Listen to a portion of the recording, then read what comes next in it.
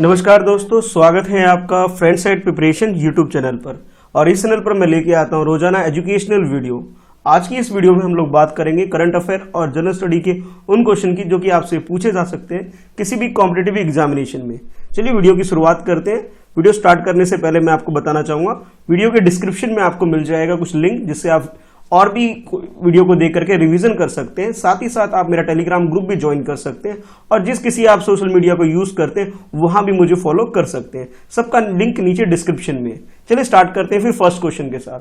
तो first question आपका कुछ इस तरह से है, with reference to corals consider the following statement. Corals क्या होता है, कोरल के रिगार्डिंग में आपसे क्वेश्चन पूछा जा रहा है, ठीक है। और यहां आपके पास ये फर्स्ट स्टेटमेंट है और उसके बाद ये सेकंड स्टेटमेंट है। इन दोनों स्टेटमेंट को ध्यान में रखते हुए आपको बताना है कि which of the statement given above are correct. इसका मतलब ये है कि कौन सा स्टेटमेंट करेक्ट है, ये आपको बताना है। तो फर्स्ट स्टेटमेंट में आपसे बोला जा रहा है कि coral exact sodium carbonate which pile up with the time of form of coral reef. यानी कि कोरल रीफ के बारे में बोला जा रहा है, कोरल के बारे में बोला जा रहा है। ये जो बनता है, इसका जो फॉर्मेशन के बारे में अगर हम बोले कि किस तरह से फॉर्मेशन होता है, वो एक तरह से सोडियम कार्बोनेट की वजह से जो पाइलअप होकर के इसका फॉर्मेशन होता है।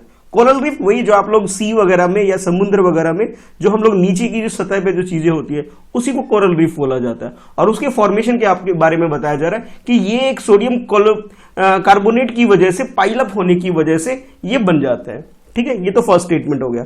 सेकेंड स्टेटमेंट में आपसे बोला जा रहा है कि coral have the symbiotic relationship with the photosynthesis and algae जियोलोथेलिक which are responsible for the variety of colour of coral. यानी कोरल की जो कलर होते हैं, डिफरेंट डिफरेंट कलर में जो ये कलरफुल जो दिखता है, इसके बारे में आपको बताया जा रहा है कि ये सिम्बायोटिक रीजन की वजह से ऐसा होता है, जो कि फोटोसिंथेसिस का जो प्रोसेस होता है और एल्गी के साथ, उसकी वजह से इसके अंदर वैरायटी ऑफ कलर हमें दिखाई देता है। यानी कि आप ये बोल सकते हो कि इसके डिफरेंट कलर होने के पीछे जो मेन कारण है या रीजन है वो इसका फोटोसिंथेसिस प्रोसेस है जो एल्गी के साथ परफॉर्म होता है। ये आपसे सेकंड स्टेटमेंट में बोला जा रहा है। अब आपको ये बताना है कि करेक्ट स्टेटमेंट क्या है। ऑप्शन ए के अकॉर्डिंग फर्स्ट स्टेटमेंट करेक्ट है, ऑप्शन बी के अकॉर्डिंग सेकंड स्टेटमेंट करेक्ट है, और ऑप्शन सी के according both first and second दोनों ही स्टेटमेंट करेक्ट है, और ऑप्शन डी के अकॉर्डिंग फर्स्ट और सेकंड दोनों ही स्टेटमेंट गलत है। तो करेक्ट स्टेटमेंट आपके अकॉर्डिंग क्या है, चलिए क्वेश्चन को अटेम्प्ट कर लीजिए। तो सबसे पहले देख लेते हैं कि ये कोरल रीफ एक्चुअल में होता क्या है। तो जैसे मैंने आपको बोला कि सी के अंदर, समुद्र के अंदर, पानी के अंदर जो जीव जंतु होते हैं, जो ये स्पीसीज वगैरह होते हैं और पौधे वगैरह होते हैं, तो ये सब कंबाइंड मिलकर के ये आपको कोरल रीफ दिखाई दे रहा है। मेनली ये जो इसका जो फॉर्मेशन होता है, जैसा स्टेटमेंट 1 में आपको बोला गया था कि भी ये जो फॉर्मेशन है वो सोडियम कार्बोनेट की वजह से है, यानी कि exact form of sodium carbonate आपसे फर्स्ट स्टेटमेंट में बोला जा रहा है, जबकि ऐसा नहीं है। ये सोडियम कार्बोनेट ना होकर के ये कैल्शियम कार्बोनेट है, जिसकी वजह से ये फॉर्मेशन इसका होता है। यानी कि आप ये बोल सकते हैं जो फर्स्ट स्टेटमेंट है वो आपका गलत हो गया। बाकी सेकंड स्टेटमेंट बिल्कुल सही है। सेकंड स्टेटमेंट का मतलब ये कि सिम्बायोटिक रिलेशनशिप है ये फोटोसिंथेसिस एल्गी का जियोनोजेनेटिक प्रोसेस के साथ। यानी कि आप ये बोल सकते हो जो इसका जो कलरफुल जो डिफरेंट डिफरेंट कलर आप देख रहे हैं, ये अलग अलग जो कलर आपको दिख रहा है, इन सब कलर डिफरेंट कलर होने की वजह इसका फोटोसिंथेसिस जो प्रोसेस है उसकी वजह से ये वैरायटी ऑफ कलर इसके अंदर होता है। यानी कि जो एल्गी है वो एग्जैक्टली रिस्पॉन्सिबल है इसके वैरायटी ऑफ कलर के लिए, ठीक है। तो यानी कि करेक्ट आंसर हमारा ऑप्शन बी हो जाएगा, यानी सेकंड स्टेटमेंट ही हमारा करेक्ट है। देखते हैं नेक्स्ट क्वेश्चन। नेक्स्ट क्वेश्चन में आपसे पूछा जा रहा है which of the following is objective of Vande Bharat mission. यानी कि अभी रिसेंटली आपने सुना होगा कि एक मिशन चलाया गया था जिसका नाम है वंदे भारत मिशन। इस वंदे भारत मिशन का मेन ऑब्जेक्टिव क्या था, ये आपको बताना है।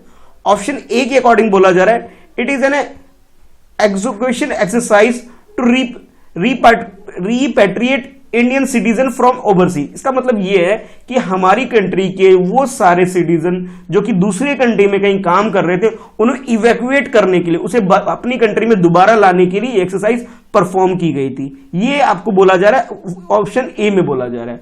ऑप्शन बी के अकॉर्डिंग आपसे बोला जा रहा है it is a combined military exercise with multiple country. यानी कि एक से ज्यादा कंट्री के साथ ये एक तरह से मिलिट्री का एक एक्सरसाइज है, ये आपसे बोला जा रहा है ऑप्शन बी में।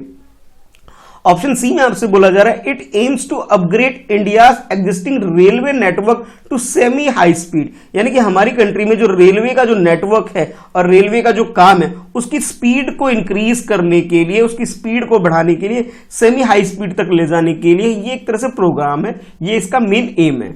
और डी स्टेटमेंट में आपसे बोला जा रहा है इस डी के अंदर कि जो ऑप्शन है आपकी, it aim to rehabilitate the migrant labor who lost their livelihood during the COVID-19 crisis, यानी कि कोविड-19 क्राइसिस की वजह से जो लोग अपने जॉब को खो चुके हैं, माइग्रेंट वर्कर, उनको रिहेबिलिटेट करने के लिए ये मिशन चलाया गया है। तो ये चार ऑप्शन थे, चार में से करेक्ट आंसर क्या है, चलिए चूज कर लीजिए। है ये क्वेश्चन कोविड-19 से ही रिलेटेड है, ठीक है। चलिए ये हिंट मैंने दे दिया, अब क्वेश्चन को अटेम्प्ट कर लीजिए।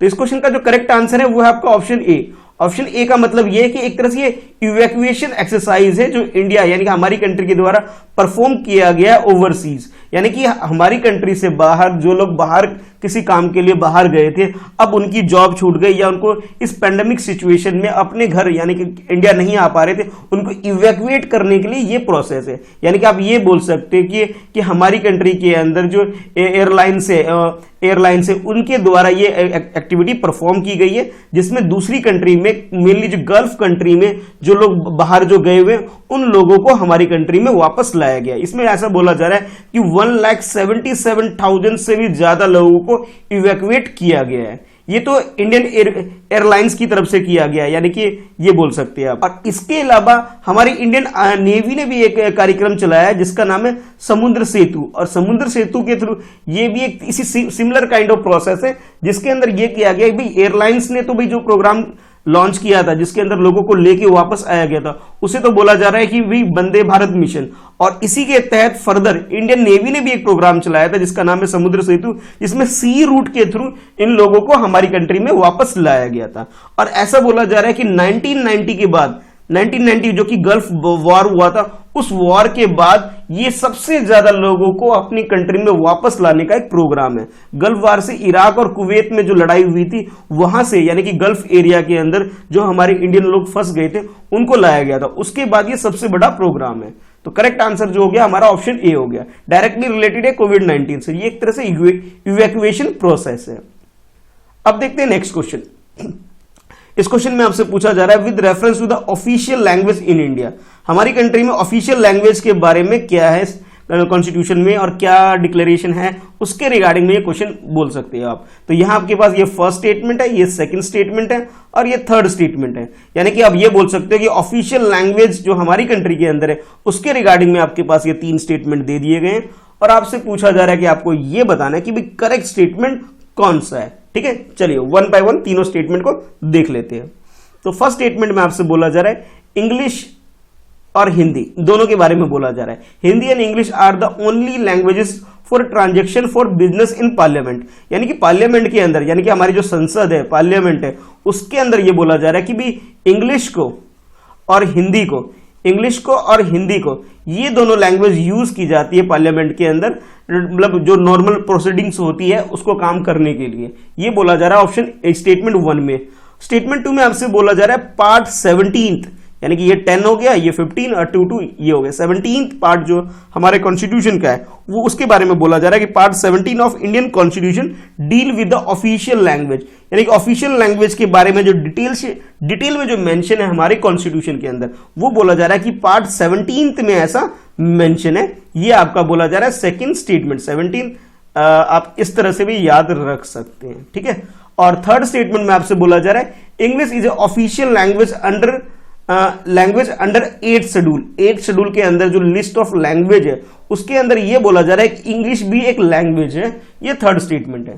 3 स्टेटमेंट हो गए। अब तीनों स्टेटमेंट को ध्यान में रखते हुए ऑप्शन चूज करिए। ऑप्शन ए के अकॉर्डिंग फर्स्ट स्टेटमेंट करेक्ट है, ऑप्शन बी के अकॉर्डिंग फर्स्ट और सेकंड दोनों स्टेटमेंट करेक्ट है, और ऑप्शन सी के अकॉर्डिंग फर्स्ट और थर्ड दोनों ही स्टेटमेंट करेक्ट है, और ऑप्शन डी के according first second and third तीनों ही स्टेटमेंट करेक्ट है। तो आपके अकॉर्डिंग करेक्ट स्टेटमेंट क्या है, चलिए क्वेश्चन को अटेम्प्ट कर लीजिए रिगार्डिंग ऑफिशियल लैंग्वेज जो हमारी कंट्री में है। तो इस क्वेश्चन का जो करेक्ट आंसर की बात करते हैं सबसे पहले, तो करेक्ट आंसर आपका ऑप्शन बी है। बी का मतलब ये है कि फर्स्ट स्टेटमेंट करेक्ट है और सेकंड स्टेटमेंट करेक्ट है। यानी कि फर्स्ट स्टेटमेंट का मतलब ये है कि हमारी कंट्री के अंदर जो पार्लियामेंट का जो भी काम होता है, नॉर्मल जो प्रोसीडिंग्स होती है, वो हिंदी और इंग्लिश दोनों लैंग्वेज में कंबाइंड होती है। साथ ही साथ जितने भी मेंबर होते हैं, मेंबर का मतलब है एमपीज की बात की जा रही है कि मेंबर ऑफ पार्लियामेंट जितने भी होते हैं उनको अपनी मदर टंग में बोलने का पूरा पूरा अधिकार भी होता है। अदरवाइज यहाँ पे जो नॉर्मल प्रोसीडिंग्स होती है, जो काम वगैरह होता है, बिल को पास करना, एक्ट बनाना, ये सब काम जो होता है वो हिंदी और इंग्लिश में होता है। इसके अलावा जितने भी मेंबर है उनको पूरा पूरा अधिकार होता है कि जो भी उनकी मदर टंग है उस मदर टंग में अपनी बात को संसद में रख सकते हैं। और ऐसा हमारे आर्टिकल 120 के अंदर ये प्रोविजन रखा गया है। यानी कि कॉन्स्टिट्यूशन के अंदर आप बोल सकते हैं 120 जो आर्टिकल है उसके अंदर ये प्रोविजन है कि हिंदी और इंग्लिश को आप यूज कर सकते हैं पार्लियामेंट के नॉर्मल काम के लिए। और साथ ही साथ जितने भी मेंबर ऑफ पार्लियामेंट है उन कोई भी लैंग्वेज यूज करते हैं जो भी उनकी मदर टंग है। ठीक है, ये तो फर्स्ट स्टेटमेंट हो गया, यानी कि फर्स्ट स्टेटमेंट हमारा करेक्ट हो गया। सेकंड स्टेटमेंट की बात करें तो इसमें यह बोला जा रहा है कि हमारी कंट्री के अंदर जो आर्टिकल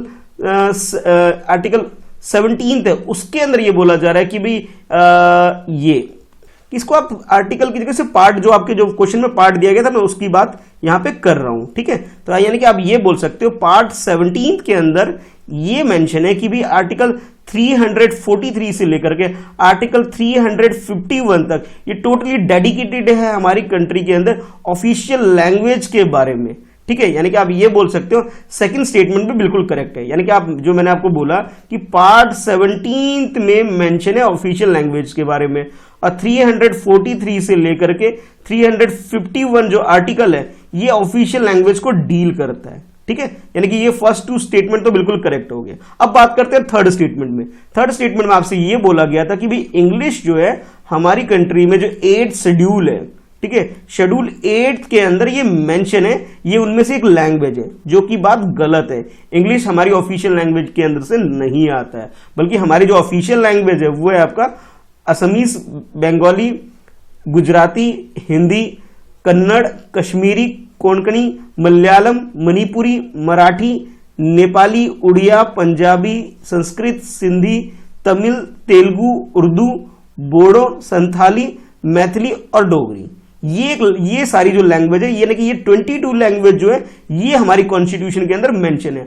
और इस मैप को देख करके आप थोड़ा आइडिया लगा सकते हैं कि मेनली ये लैंग्वेज कहां कहां बोली जाती है। यानी कि जो रेड जो आपको दिख रहा है, रेड पोर्शन जो आपको दिख रहा है, ये आपको दिख रहा है कि हिंदी स्पीकिंग कहां पर है। इसके अलावा बाकी जो येलो दिख रहा है आपको, ये रीजनल लैंग्वेज है। रीजनल लैंग्वेज यानी कि जो बचे हुए लैंग्वेज आपको दिख रहे हैं जो हमारी कॉन्स्टिट्यूशन के अंदर मेंशन है वो है। और जो ब्लू दिख रहा है आपको, वो स्टेट है जो कि इंग्लिश को अपना ऑफिशियल लैंग्वेज इन्होंने डिक्लेयर किया है। यानी कि आप ये बोल सकते हो कि अरुणाचल प्रदेश, और अरुणाचल प्रदेश की तरफ नागालैंड और इधर मेघालय, ये 3 स्टेट ऐसे हैं जिन्होंने अपनी ऑफिशियल लैंग्वेज इंग्लिश डिक्लेयर की हुई है।